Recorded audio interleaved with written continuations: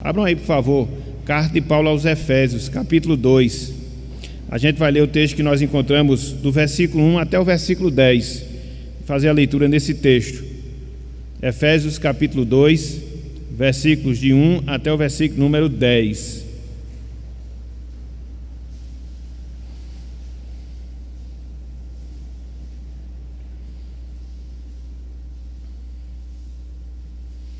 Nós aproveitaremos e faremos essa leitura de maneira alternada. Eu começo com o verso 1 e vou ler os demais versos ímpares. Os irmãos respondem com os pares. Quando chegarmos no versículo 10, a gente lê todos juntos a uma só voz. Efésios 2, verso 1 até o verso 10. Irmãos e irmãs, diz o seguinte, a palavra do Senhor. Ele vos deu vida, estando vós mortos nos vossos delitos e pecados.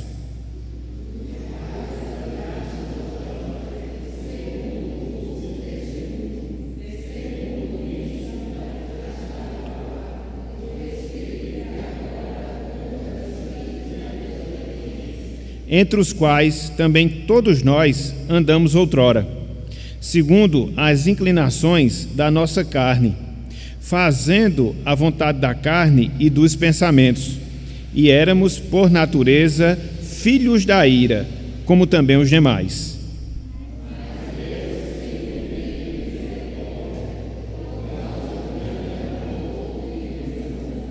E estando nós mortos em nossos delitos, nos deu vida juntamente com Cristo, pela graça sois salvos.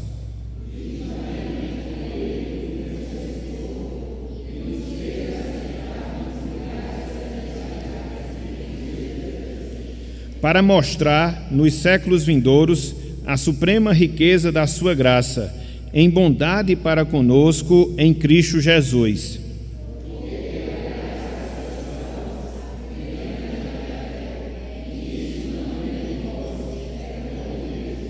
Não de obras, para que ninguém se glorie, todos juntos, pois somos feitura dele, criado em Cristo Jesus para as boas obras, as quais Deus de antemão preparou para que andássemos nelas. Até aqui, até o versículo 10, que o Senhor nos abençoe e que Ele aplique a sua palavra em nossos corações. Amém.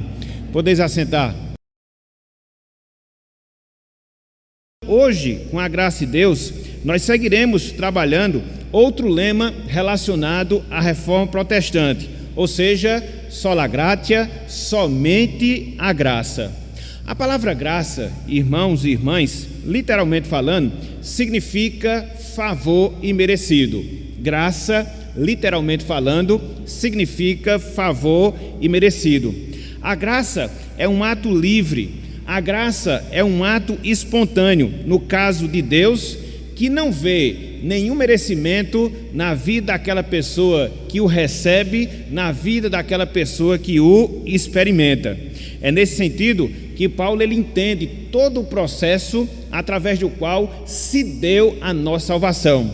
E por isso, aí em Efésios capítulo 2, versículo 8, ele fala, pela graça sois salvos. Então, não há uma outra forma, não há uma outra maneira de nós vermos, de nós enxergarmos, de nós entendermos a nossa salvação sem que nós vislumbremos a atuação desta graça, desse favor imerecido de Deus em relação a cada um de nós.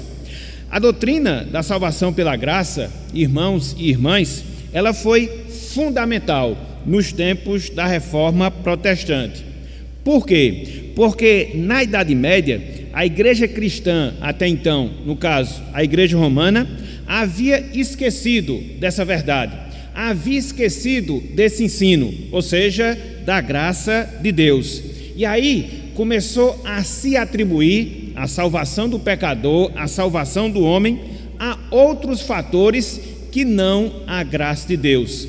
Cerimônias, contribuições. Então, infelizmente, a igreja mergulhou em um processo de esquecimento em relação a essa doutrina, em relação a esse ensino quanto à graça de Deus. Então, quando a gente pensa no movimento da reforma protestante, quando a gente pensa em todo o processo da reforma, a gente lembra primordialmente deste ponto, da graça de Deus. porque foi um ensino, foi uma doutrina que foi redescoberta e assim as pessoas, sobretudo os reformadores, a defenderam como princípio fundamental de todo esse processo da reforma protestante. Portanto, meus irmãos, minhas irmãs, hoje a gente vai abordar pelo menos um pouco dessa doutrina da graça de Deus relacionada à reforma protestante. Na verdade, quando a gente trabalha essa doutrina, não só a gente a relaciona com o processo e o movimento da reforma protestante, mas também a gente enxerga que é uma das doutrinas que fazem parte da fé cristã, da fé do cristianismo. Então, basicamente, na noite de hoje, a gente vai dividir o nosso estudo em 3 partes, em 3 divisões.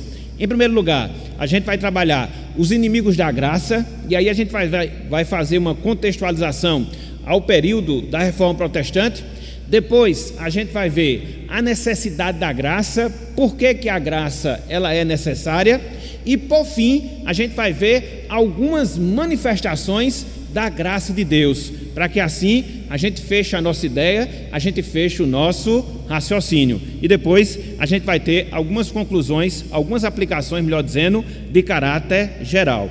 Então, vamos lá. Em primeiro lugar, os inimigos da graça. Em primeiro lugar, os inimigos da graça. Quando nós olhamos, meus irmãos, minhas irmãs, para o período da reforma protestante, nós constatamos, verificamos que havia pelo menos 2 práticas, 2 condutas, 2 comportamentos que minavam por completo o ensino bíblico da graça de Deus, sobretudo da graça aplicada à nossa salvação. E aí a gente fica a se perguntar, e aí a gente fica a se indagar, quais foram então essas práticas? Quais foram então esses inimigos que faziam com que a graça de Deus fosse esquecida? Pelo menos 2 que nós queríamos destacar. Em primeiro lugar, as missas em favor dos mortos. Em primeiro lugar, as missas em favor dos mortos. Com o passar do tempo, irmãos e irmãs, a ceia do Senhor, ela perdeu daquilo que a gente vê na sua simplicidade e daquilo que a gente vê em relação à sua necessidade para nós como meio de graça, como meio de graça do Senhor para fortalecimento da nossa fé, para nosso fortalecimento espiritual. Por quê? No início, conforme nós observamos, inclusive até mesmo pelas instruções do apóstolo Paulo, de maneira específica, 1 Coríntios capítulo 11, versículo 28, se requeria o quê? Daqueles que participavam da Santa Ceia do Senhor, que eles se autoexaminassem e assim pudessem comer do pão e assim beber do vinho. Contudo, começou-se a atribuir à ceia do Senhor um poder miraculoso, um poder salvador.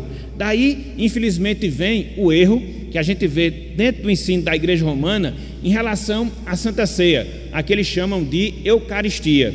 Por quê? Porque dentro da visão da Igreja de Roma, dentro da visão da Igreja Católica Romana, a ceia do Senhor, ela acaba sendo um sacrifício cruento, sempre sendo repetido cada vez que as missas elas são realizadas. Na verdade, até mesmo a palavra missa, ela tem a ver com isso, um sacrifício cruento. Por isso que a nossa visão quanto à Santa Ceia, ela diverge completamente do pensamento que existe dentro da Igreja Romana. Quando nós celebramos a Santa Ceia, a gente celebra a Santa Ceia como um memorial, recordando do sofrimento de Cristo e nos alegrando neste sofrimento, porque é a partir dele que nós entendemos o processo da nossa salvação. Mas a Igreja de Roma não. Tanto é que ela defende uma doutrina que nós chamamos de transubstanciação, que defende que o pão se transforma no corpo de Cristo e o vinho se transforma literalmente no sangue de Cristo. Então, foi esse desvirtuamento pelo qual passou a Igreja Romana, e em relação às missas, elas eram realizadas não só no culto público ou na adoração pública, mas elas eram oferecidas para as pessoas que estavam moribundas, prestes a morrer, conforme se dizia, como alimento para fortalecimento da alma, para que as pessoas pudessem se deparar com a eternidade. Contudo, o erro não ficou restrito a essa prática, o erro não ficou restrito a esse comportamento, e aí começou-se a realizar também missas em favor de mortos. Para quê? Para que elas pudessem obter a salvação, para que elas pudessem sair do purgatório e ir assim para Deus e assim para o céu. Então, infelizmente, foi isso que aconteceu entre os anos 500 e o ano 1400. Esse período que nós chamamos de Idade das Trevas, onde a Igreja Romana perverteu muitos princípios da palavra, inclusive em relação a no caso, a missa, atribuindo a ela um poder salvador, a parte da graça de Deus, a parte da graça do Senhor. Foi o primeiro problema, foi o primeiro inimigo. Mas não só foi esse. Há um segundo problema, há um segundo inimigo da graça, que era o quê? A cobrança de indulgências. A cobrança de indulgências. O que são indulgências? Indulgências eram pagamentos financeiros que as pessoas faziam, no caso, os fiéis de Roma, para quê? Para poder receber crédito e assim receber perdão dos seus pecados. Infelizmente, a igreja ela passou a fazer isso também, uma vez que ela observava que nós éramos pecadores, continuamente pecadores, e que não adiantava as confissões auriculares, não adiantava as penitências, o homem sempre tinha débitos em relação a Deus. Então se entendeu que através da cobrança dessas indulgências as pessoas poderiam obter o perdão, não só dos pecados nessa vida, mas também dos pecados após essa vida, e assim obter a salvação, e assim obter a redenção, a parte da graça de Deus, a parte da graça do Senhor. Nesse período, meus irmãos, minhas irmãs, houve um homem dentro da igreja romana, João Tetzel, e ele era perito nessa questão das indulgências, até porque ele tinha todo um controle emocional sobre as pessoas, e ele dizia uma frase, que essa frase ela ficou guardada aí para a história, em relação, entre aspas, ao poder das indulgências, para assim as pessoas adquirirem a salvação. Ele dizia, abro aspas, logo que uma moeda cai no cofre, a alma do purgatório sai. Então, se esqueceu-se da graça também por causa disso, por causa de toda essa ideia, de todo esse erro, dessas cobranças de indulgências, e assim se desviando e se esquecendo cada vez mais da graça do Senhor. Então, estes, de fato, foram os dois grandes inimigos que a gente observa em relação à graça de Deus, e que eles fizeram parte daquele contexto da reforma protestante, razão pela qual os reformadores, eles levantaram esse lema: somente a graça, somente o favor merecido de Deus, somente a graça para a salvação e salvação do pecador. Então, não as indulgências, não as missas, não, somente a graça de Deus, somente a graça do Senhor. Então, dois inimigos relacionados a esse ponto, a graça divina. Mas não só isso. Em segundo lugar, eu queria destacar a necessidade da graça. Em segundo lugar, eu queria destacar a necessidade da graça. Por que é necessária a graça de Deus? Por que é necessário o favor imerecido do Senhor em relação às nossas vidas? Por causa do pecado, meus irmãos, que eu, você, todos nós cometemos. E esse pecado, ele não pode ser pago através de indulgências.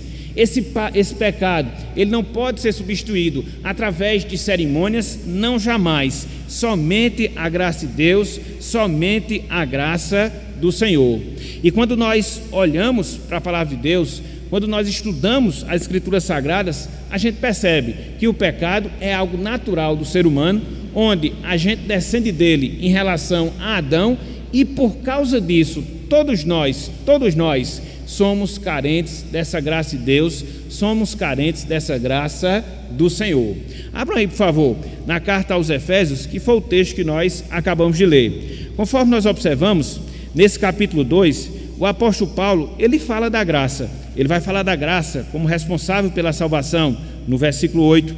Ele vai falar da graça também como responsável pela nossa salvação, no versículo de número 6. Contudo, antes de tratar essa questão da graça, antes de tratar dessa questão do favor imerecido do Senhor, o que é que Paulo fala? De que assunto ele ensina? O que é que ele mostra? Ele mostra justamente a realidade do pecado em relação às nossas vidas. Porque não existe graça sem que primeiramente nós compreendamos o pecado. Não existe favor imerecido do Senhor sem que nós entendamos primeiramente que nós somos pecadores. Então, Paulo, ele vai falar da graça no versículo 5, Paulo, ele vai falar da graça no versículo 8, contudo, no início do capítulo 2, ele mostra a situação na qual nós nos encontramos, razão pela qual nós carecemos deste favor imerecido de Deus, deste favor imerecido do Senhor.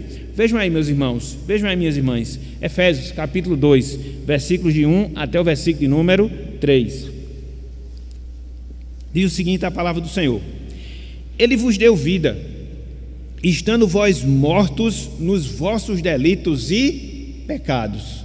Então, como é que Paulo descreve a raça humana sem salvação? Razão pela qual ela carece da graça.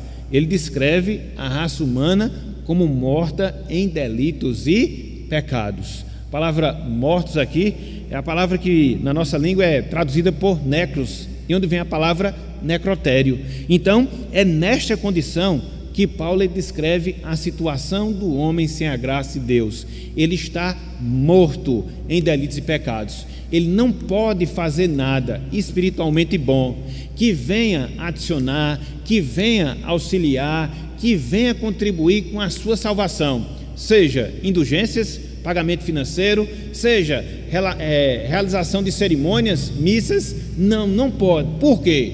O homem, ele está morto e morto em delitos e pecados. E aí o apóstolo Paulo, ele aprofunda essa situação nefasta na qual o homem se encontra sem a graça de Deus. Ele prossegue no versículo 2 e diz: nos quais andastes outrora, veja, segundo o curso deste mundo, segundo o príncipe da potestade do ar, do espírito que agora atua nos filhos da desobediência. Então, em virtude de estar morto em delitos e pecados, o homem, ele está com a sua mentalidade presa, cativa, não só aos seus desejos, mas também ao próprio inimigo da sua alma, no caso, ao próprio diabo. E é interessante porque essa situação na qual os homens se encontram, ela é universal, e Paulo fala disso. Ela atinge não só os gentios, como também os judeus, porque o próprio Paulo se colocava também nessa situação, antes dele ter sido alcançado pela graça de Deus, pelo favor imerecido do Senhor. Olha só o que ele diz aqui no versículo 3. Ele fala: entre os quais, veja, todos nós andamos outrora. Paulo se inclui também nessa situação.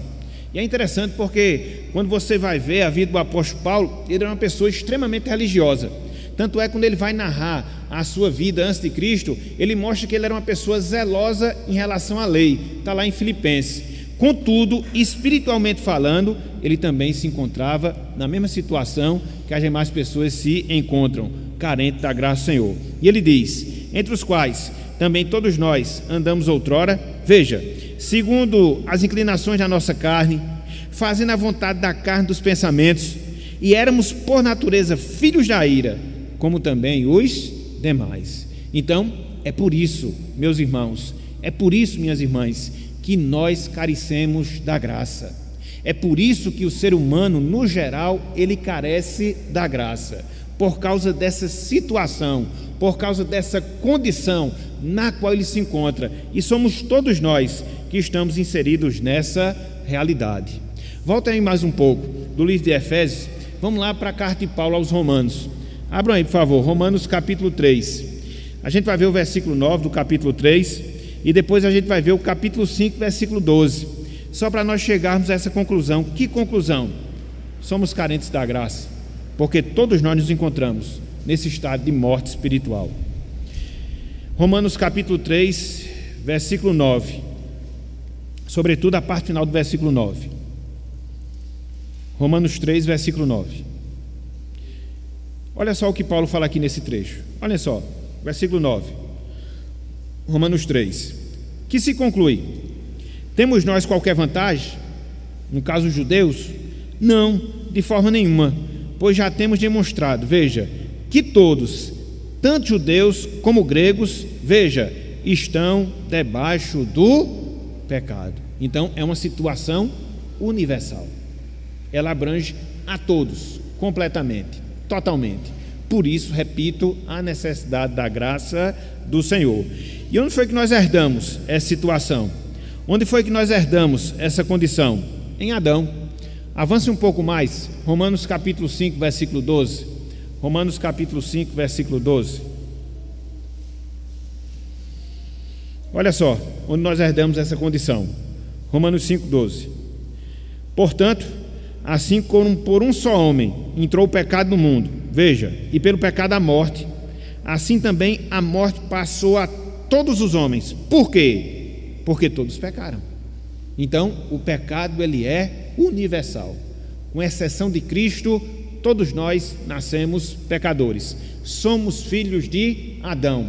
Estamos mortos em delitos e pecados. Estamos presos aos pensamentos da nossa carne. Estamos cativos à vontade do diabo. E por isso, nós precisamos de quê? Da graça de Deus. Precisamos do favor imerecido do Senhor. É por isso que nós não podemos falar de graça sem que antes nós falemos de pecado. É por isso que antes de nós falarmos de graça, primeiramente nós precisamos falar de pecado. Se você fala da graça sem que antes fale de pecado, qual será a necessidade dela? Qual será o benefício dela? Se você tem alguma virtude, se você tem algum potencial, se você tem alguma qualidade, se você pode fazer algo por você mesmo, o porquê da graça? Não tem necessidade. Não tem necessidade. Então, é nesse ponto, voltando para o que a gente viu no passado, que se equivocava a igreja romana. Por quê? Tentava compensar a situação através de compra financeira de perdão, tentava compensar a situação através de cerimônias, e tanto uma coisa como outras, elas estavam fadadas ao fracasso, porque elas não tinham nenhuma valia perante Deus, nenhuma importância perante o Senhor. E diante desse quadro, diante dessa situação, o que é que de fato nós precisamos? O que é que de fato nós carecemos? Da graça de Deus, da graça do Senhor. Então, é isso, meus irmãos, minhas irmãs, que a partir de agora eu queria que nós concentrássemos um pouco mais a nossa atenção. Ou seja, a manifestação da graça de Deus, a manifestação da graça do Senhor. A gente já viu a situação histórica, onde as pessoas haviam esquecido completamente da doutrina da graça.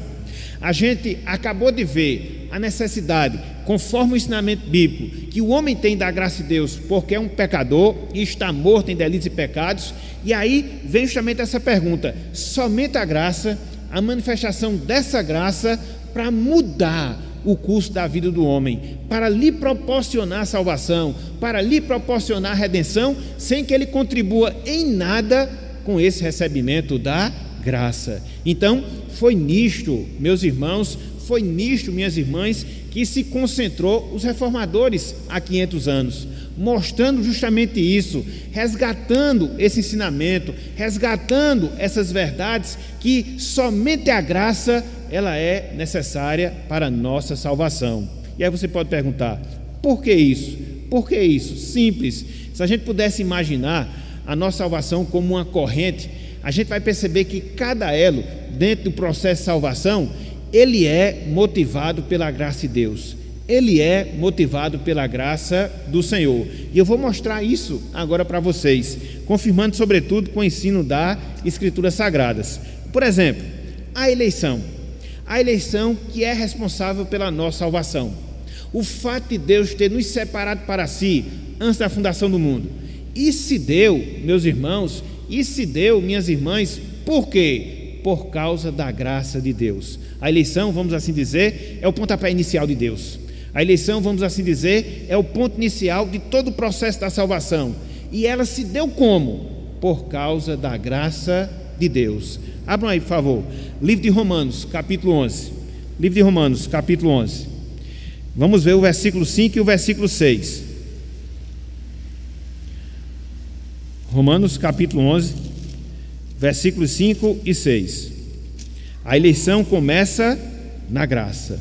A eleição começa na graça. Olhem só o que Paulo diz aqui. Romanos capítulo 11, versículos 5 e 6. Romanos 11, 5 e 6. Diz o seguinte: assim, pois, também agora, no tempo de hoje, sobrevive um remanescente, veja, segundo a eleição da graça. Versículo 6. E, se é pela graça, já não é pelas obras. Do contrário, a graça já não é graça. Então, qual é o contexto aqui? Paulo está falando da situação dos judeus. Ele está fazendo esse contraste. No Antigo Testamento, os judeus era o povo escolhido de Deus, era o povo com o qual Deus ele se relacionava. Veio a vinda de Cristo, veio a sua morte, veio o Pentecostes, conforme nós falamos domingo passado, abriu-se a porta da salvação para os gentios. Os judeus não são mais exclusivos dentro dessa relação. Todos agora, quer seja entre judeus, quer seja entre gentios, eles são chamados para se beneficiar da salvação. E agora, o que fazer dos judeus? Eles vão ser beneficiados, porque ainda existe o remanescente dos judeus escolhidos por Deus desde antes da fundação do mundo. Através de quê? Através da graça. E o apóstolo Paulo, ele é muito enfático, sobretudo no versículo 6, não é por obras, porque se fosse através de obras, não havia necessidade da graça. Não é por indulgências, não é pela realização de missas, não é por nada que porventura a gente pense que possa fazer, nada. Isso é interessante, meus irmãos, isso é muito interessante, porque dentro da nossa salvação, se a gente pudesse contribuir com 0,01%, a gente já teria o nosso mérito na nossa salvação. Mesmo que ele fosse pequeno, mesmo que ele fosse uma proporção pequena, e aí Deus deixaria de receber toda a glória como autor da nossa salvação. É nisso que a gente entende a inclusão da graça, é nisso que a gente percebe a manifestação da graça de Deus. Por quê? Porque se hoje nós somos salvos, se hoje nós experimentamos o perdão dos nossos pecados, se hoje nós compomos o povo de Deus, foi porque na eternidade, antes que houvesse tempo, movido por graça, Deus, ele nos destinou para a salvação, Deus, ele nos destinou para a vida eterna. Ele escreveu o nosso nome no livro da vida, desde toda a eternidade. No tempo, a nossa salvação, ela se deu, ela ocorreu, mas desde toda a eternidade, Deus já havia designado, Deus já havia determinado, Deus já havia instituído que a nossa salvação se daria. Por quê? Porque ele viu algum mérito em nós? Não, porque conforme nós observamos lá em Efésios, nós estávamos mortos em nossos delitos e pecados. Então, não foi nada que nós fizemos, deixamos de fazer, que moveu o coração de Deus, que dispôs a Deus a nos salvar, a nos escolher. Foi o quê? Foi o seu favor imerecido. E aí não adianta a gente ficar questionando, não adianta a gente ficar buscando explicação, mas por que Deus me escolheu? Porque a sua graça foi favorável a mim. Isso aí somente Deus responde, porque foi algo dentro do seu propósito, dentro da sua vontade. E a gente só pode simplesmente nos alegrar, a gente só pode agradecer, a gente só pode louvar a Deus pelo fato de Ele ter nos escolhido graciosamente para a sua salvação. Nem todos são agraciados dessa forma, nem todos são beneficiados dessa maneira. Então o que é que explica isso? O favor imerecido de Deus, o favor imerecido do Senhor. Então, onde é que começa a nossa salvação? Na escolha que Deus faz daquelas pessoas que serão salvas. E o que é que motiva Deus a escolher tais pessoas? Paulo diz, a graça, o remanescente da graça. Não é por obras, porque se fosse, a graça já não seria mais graça. Teria a nossa participação, teria a nossa contribuição, então tornaria inválida a graça de Deus. Então, em primeiro lugar, a graça se manifesta na nossa eleição, mas não só isso. A nossa regeneração, irmãos e irmãs, ela se dá também pela graça de Deus. A nossa ressurreição espiritual, a nossa nova vida, ela se dá por causa da graça de Deus. Não esqueça daquilo que nós vimos agora há pouco. Nós estávamos mortos em delitos e pecados. E conforme nós sabemos, no sentido humano, um morto não tem vontade, um morto não tem ação, ele não pode fazer nada para mudar a sua situação, ele não pode se auto-ressuscitar. Não, em todos os exemplos de ressurreições que a gente observa na Bíblia, foi intervenção divina. Então, espiritualmente falando, era dessa forma. Espiritualmente falando, era dessa maneira em que nós nos encontrávamos. Mas aí veio o processo da regeneração. Deus nos vivificou, Deus nos trouxe a vida espiritual. E o que fez com que ele agisse dessa forma? O que fez com que nós experimentássemos tal benefício na nossa vida? Mais uma vez, a graça do Senhor. Abram aí, por favor, livro de Gálatas, capítulo 1. A gente vai ler 2 versos nesse capítulo. Versículo 6 e versículo 15. Gálatas, capítulo 1. Versículos 6 e 15.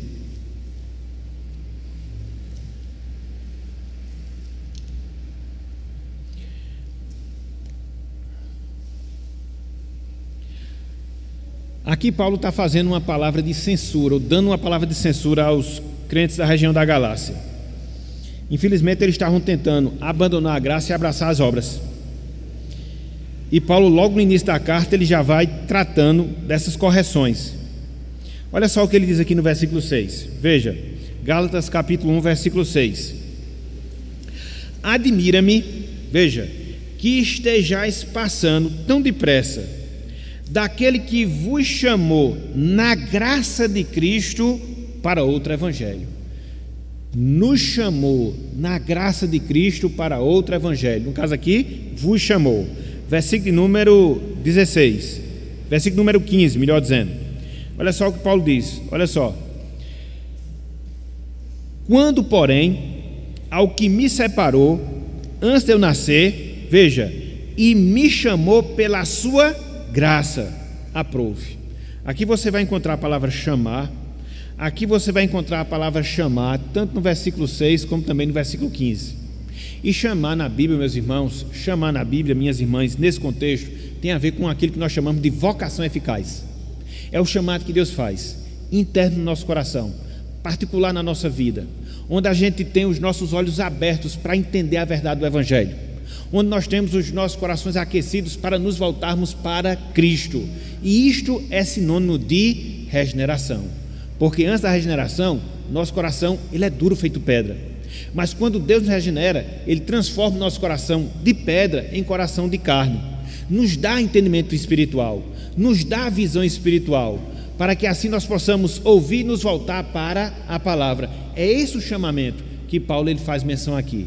E aqui nós observamos que esse chamamento ele se dá pela graça de Deus. A gente não pode contribuir com ele, a gente não pode cooperar com ele. Um exemplo bem claro desse fato, um exemplo bem claro dessa realidade é o apóstolo Paulo.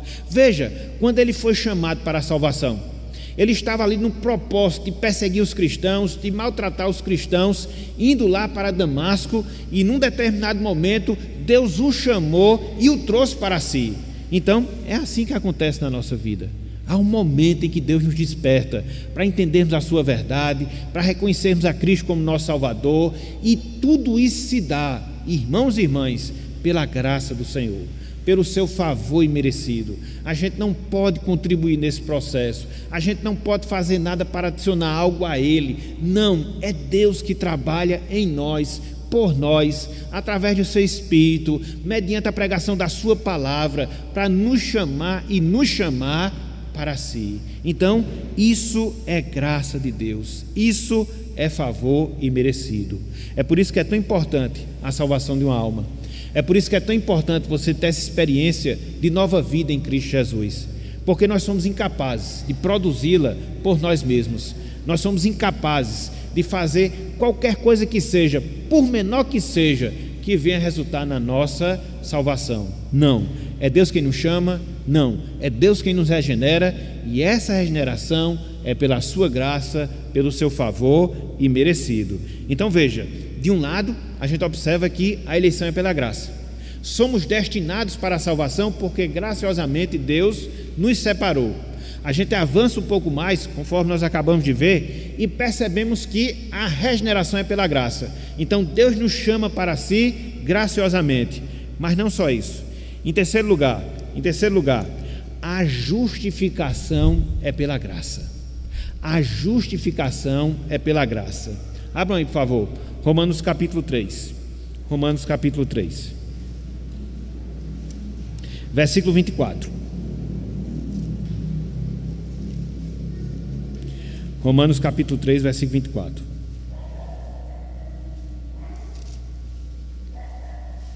aqui trabalhando a justificação sob o ponto de vista objetivo. O que é isso? Já já a gente vai especificar. Abram aí, Romanos capítulo 3, versículo 24.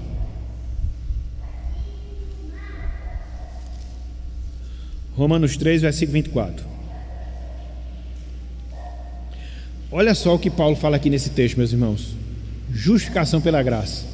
Justificação pela graça. Ele diz, olha só: sendo justificados como? Gratuitamente. Por quê? Por sua graça. Veja, mediante a redenção que há em Cristo Jesus. Quando a gente pensa em justificação, a gente deve pensar em dois aspectos relacionados à justificação. Tem aquilo que nós chamamos de justificação subjetiva, que é aquela fé que Deus coloca no nosso coração, mediante a qual nós somos declarados justos diante de Deus. Por exemplo, quando Paulo ele escreve lá em Romanos capítulo 5, versículo 1, ele diz: justificados, pois, pela fé, temos paz com Deus. Então, é a justificação que nos vem pela fé, né? Pela crença. Mas essa justificação que Paulo faz menção diz respeito ao fato de Cristo ter vindo aqui à terra, dele ter morrido na cruz do Calvário, para que através da sua morte, através do seu sacrifício, nós fôssemos justificados, nós fôssemos declarados justos. E veja que tudo isso se deu por causa da graça de Deus. Na verdade, a gente vê nesse versículo como Cristo sendo o presente que Deus nos dá, para que através da sua vida, sobretudo através da sua morte, nós pudéssemos experimentar hoje perdão pelos nossos pecados. E isso foi graça. Cristo, ele veio a este mundo. Cristo, ele se encarnou. Cristo, ele viveu entre nós. Cristo, ele desempenhou seu ministério em nosso favor, tendo como propósito no seu coração a nossa salvação. Ele não viu nada em nós que pudéssemos fazer com que ele se agradasse. Não, muito pelo contrário. E é interessante porque quando você observa a vida de Cristo, você vai encontrar isso até mesmo na convivência que ele tinha com seus discípulos. Via de regra, um falhava, outro pecava, fazia o que não devia fazer. Então, é graça. Então, a vinda de Cristo, a sua encarnação, sua morte na cruz, mediante a qual nós temos o perdão dos nossos pecados, é o favor de Deus, é o seu presente para nós, através do qual hoje nós temos o perdão dos nossos pecados, pela fé, que é um dom de Deus, que Deus nos concedeu para que nós crescêssemos no sacrifício de Cristo, na sua obra expiatória, e através dessa crença, a justificação ela fosse uma realidade na nossa vida. Então tem esses dois lados do fato de Deus nos declarar perdoados. Um subjetivo, que é a crença que nós temos na morte de Cristo como suficiente para nos perdoar, e o outro no fato de Cristo ter vindo morrer. Então nisto a gente observa o quê? A graça de Deus. Deus enviou seu Filho, Deus nos deu seu Filho, para que por ele o perdão dos nossos pecados fosse uma realidade. E foi há 2000 anos, quando ele morreu lá na cruz do Calvário, para pagar o preço das nossas iniquidades. Então tudo isso se deveu a quê? A graça de Deus. Paulo fala: justificados gratuitamente por sua graça, mediante a redenção que há em Cristo Jesus.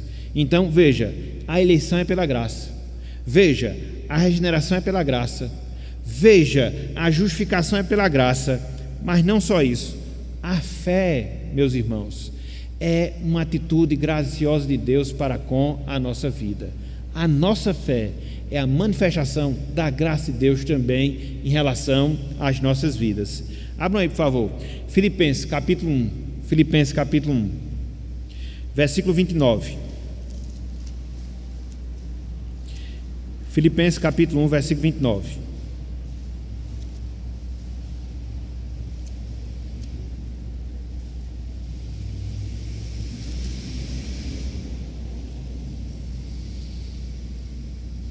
Olha só o que Paulo fala aqui nesse texto. Filipenses 1, 29.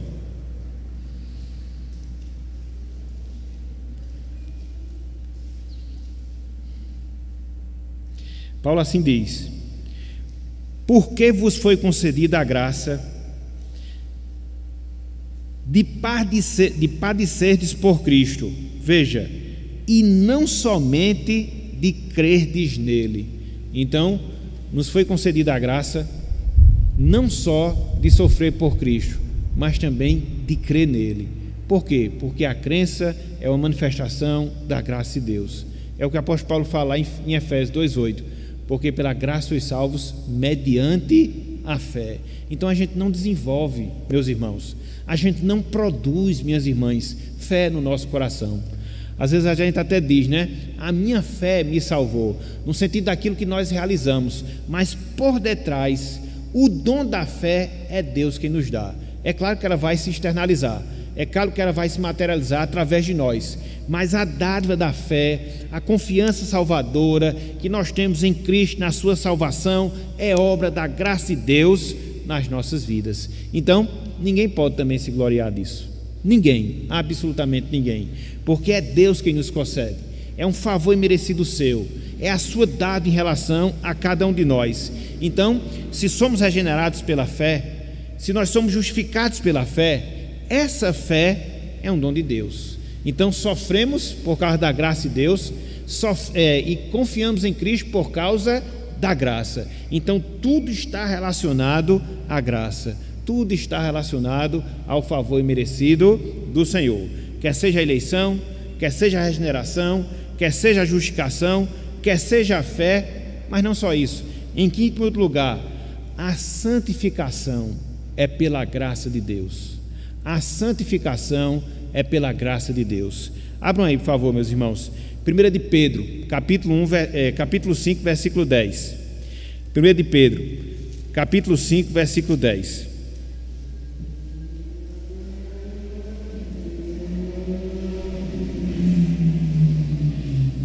De Pedro, capítulo 5, versículo 10.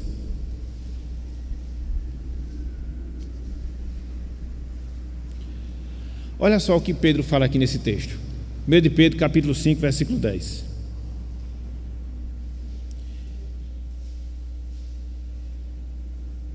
Ele nos diz: ora, veja, o Deus de toda a graça, que em Cristo vos chamou à sua eterna glória, depois de teres sofrido por um pouco, Ele mesmo, Deus da graça, vos há de aperfeiçoar, firmar, fortificar e fundamentar.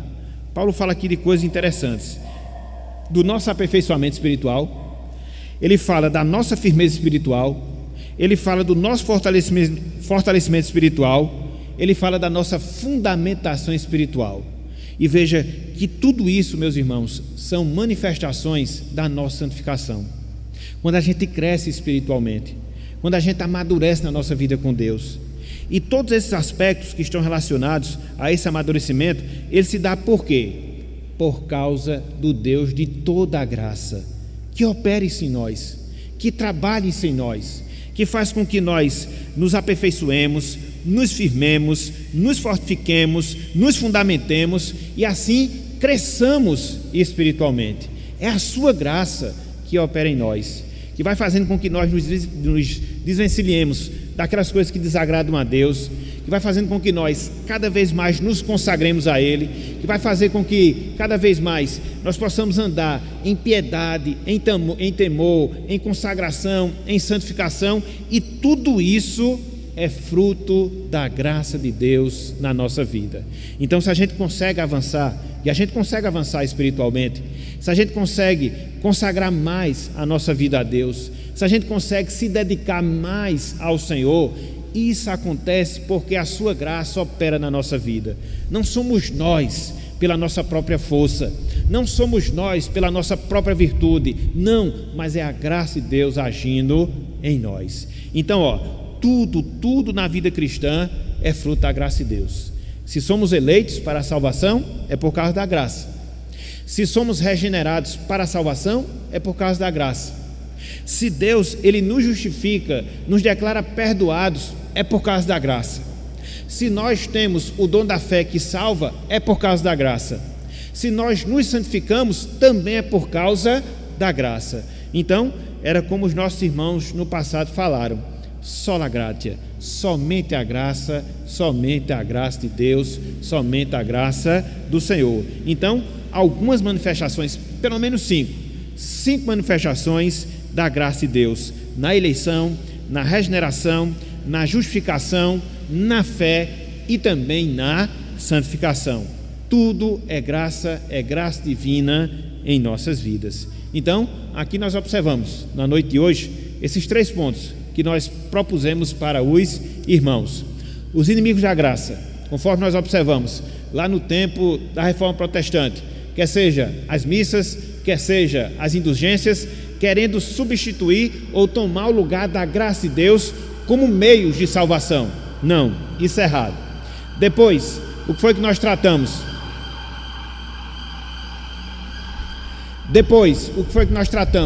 A necessidade da graça. Por que a graça é necessária? Por causa dos nossos pecados, porque em Adão nós somos pecadores, nascemos pecadores e estamos mortos em delitos e pecados. Então, dentro desse quadro, a gente precisa que a graça se manifeste na nossa vida.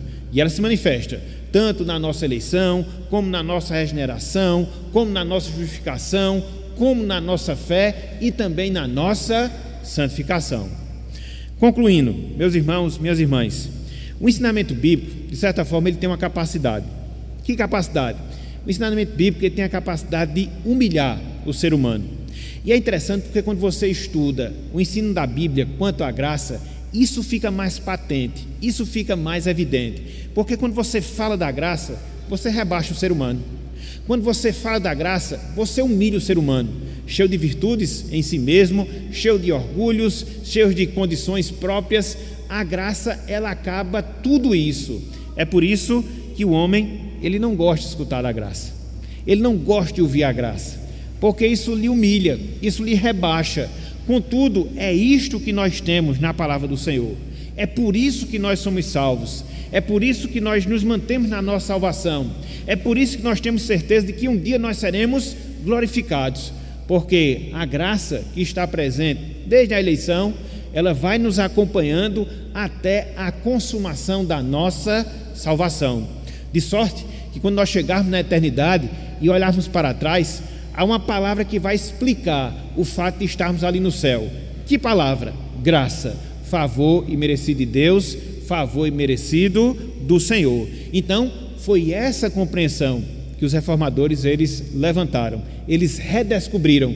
Por quê? Infelizmente, naquele contexto, as pessoas haviam esquecido completamente da graça de Deus como suficiente para a redenção humana. Por isso, eles ensinaram, por isso, eles pregaram aquilo que a gente observa no ensinamento bíblico, ou seja, a revelação da graça de Deus na salvação de pecadores. Então, foi isso que eles defenderam, foi isso que eles pregaram, é isso que nós devemos crer, é isso que nós devemos pregar, a graça de Deus como suficiente para a salvação. E aqui eu queria fechar pelo menos com 2 aplicações para a gente poder terminar aqui, pelo menos essa parte expositiva do nosso estudo. Quais são as 2 aplicações?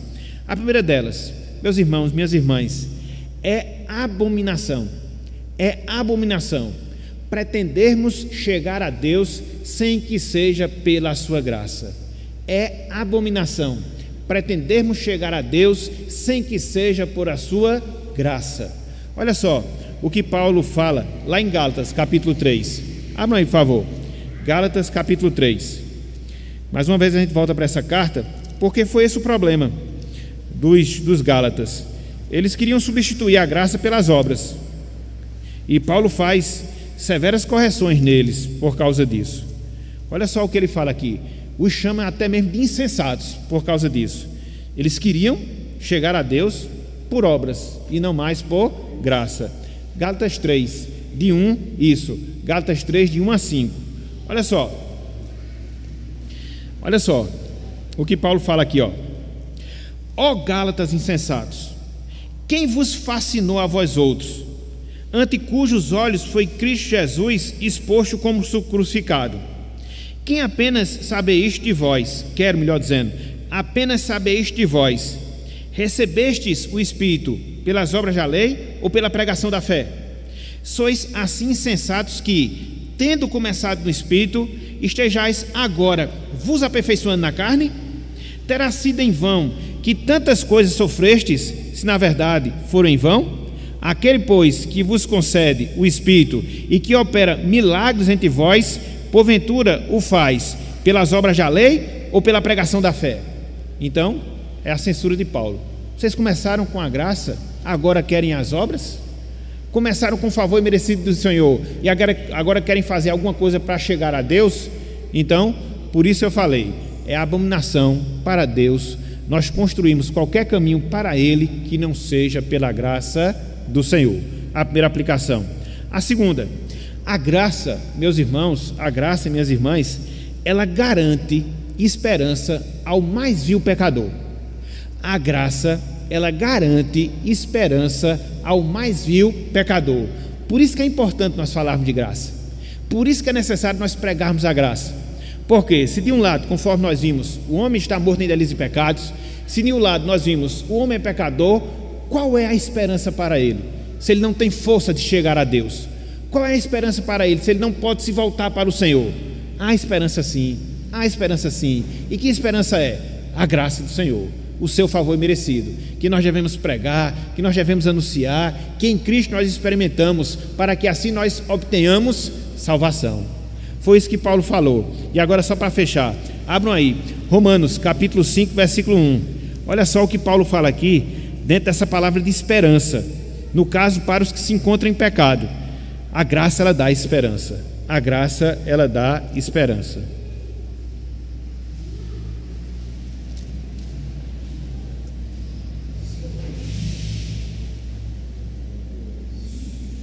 Não é 5 não, desculpa aqui. Eu acho que eu errei aqui a referência. Que é aquele texto onde Paulo fala, onde abundou o pecado, superabundou a graça, é Romanos 5:20. 5:20. Essa é a esperança que nós temos. E por isso nós pregamos o Evangelho. Olha só. Sobreveio a lei, Romanos 5:20, para que avultasse a ofensa. Veja, mas onde abundou o pecado, superabundou a graça. Era a nossa situação. Deus revelou sua graça em nós. Estávamos mortos em delitos e pecados. Essa é a mesma esperança que o pecador tem. Por isso nós devemos falar dessa graça, anunciar esse favor merecido, porque nele há esperança de salvação, nele há esperança de vida eterna. Então, pelo menos essas duas aplicações, pelo menos esses dois destaques que nós queríamos fazer, fechando assim a nossa palavra na noite de hoje. Então, hoje, irmãos e irmãs, a gente trabalhou o terceiro sola da Reforma Protestante. Que sola é? Sola gratia, somente a graça de Deus, como necessária e suficiente para a nossa salvação. Portanto, nós que já experimentamos dessa graça, agradeçamos a Deus, louvemos ao Senhor e nos alegremos cada vez mais nele, porque é essa graça que explica o fato de estarmos aqui. É essa graça que explica o fato de podermos estar nos caminhos do Senhor. É essa graça que explicará a nossa estadia eterna com o Senhor para todo sempre. Portanto, que louvemos a Deus, que agradeçamos a Ele por essa graça que Ele revelou em nossas vidas para a sua glória, para o seu louvor. Amém.